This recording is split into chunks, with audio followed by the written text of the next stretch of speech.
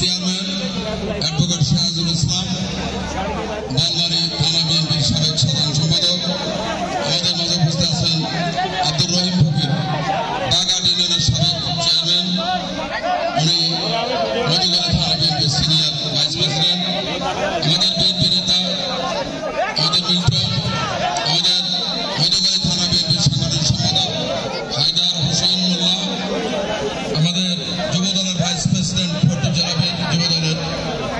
আব্দুল আলী মানিক, প্রচার সম্পাদক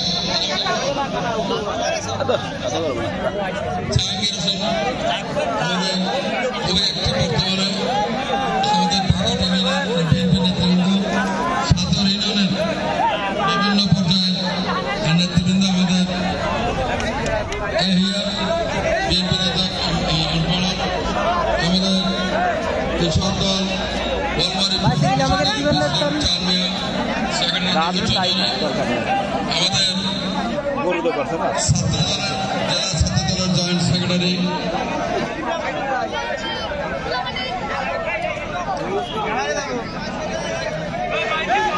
জহিরুল ইসলাম জহির উপস্থিত, আমাদের ময়না ইউনিয়নের সাবেক চেয়ারম্যান মুর্শিদ আলম মেধা উপস্থিত, আমাদের আরিফিন নকবি ছাত্রদলের বলমারী উপজেলা ছাত্রদলের সুযোগ্য সাধারণ সম্পাদক, উপস্থিত আছেন আমাদের বিএনপি নেতা সৈয়দ টুটু, আমাদের